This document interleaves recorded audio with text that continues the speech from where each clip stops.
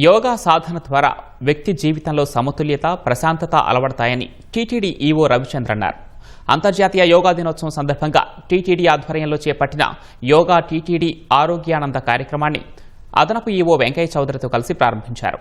ప్రారంభంలో యోగా కొంత కష్టంగా అనిపించిన నిరంతర సాధన ద్వారా శరీరం, మనస్సుపై సంపూర్ణ నియంత్రణ సాధించవచ్చని రవిచంద్ర అన్నారు.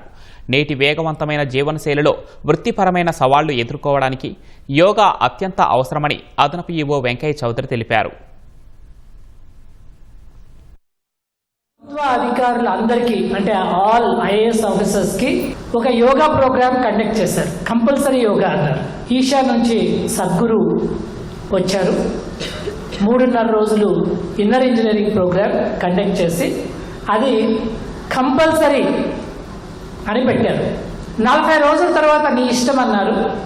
ఎందుకు ఇష్టం అన్నారు అంటే ఆ రుచి చూశాక మీరే చేసుకుంటారు, మానరు అని. చాలా లాభం నాలో. ఆ తర్వాత ఒక 3 months తర్వాత సేమ్ పరిస్థితుల్లో బాడీలో ఏ రకమైన డిస్టర్బెన్స్ కానీ ఏమి కానీ లేని పరిస్థితి వచ్చింది. వీలైనంత వరకు కనీసం 21వ తారీఖు వరకు ఆ స్టాండర్డ్ ప్రోటోకాల్ అనేది చేయమని మనవి. యోగాలో ఉన్న బ్యూటీ ఏంటంటే ఫిజికల్ ఫిట్నెస్, మెంటల్ ఫిట్నెస్ రెండు కూడా ఇన్వాల్వ్ అయ్యింది. అందుకే ఆ ప్రాణాయామం కానీ లేకపోతే రకరకాల బ్రీతింగ్ ఎక్సర్సైజ్ చేసేది. దానివల్ల మనకి మెంటల్ పీస్ వస్తుంది. సో చాలా యోగా దీని దాంట్లో వాళ్ళు చెప్తారు మనకి ఇన్నర్ ఇంజనీరింగ్ అంటే నోయింగ్ యువర్ సెల్ఫ్, మన గురించి మనం తెలుసుకునే ప్రయత్నం.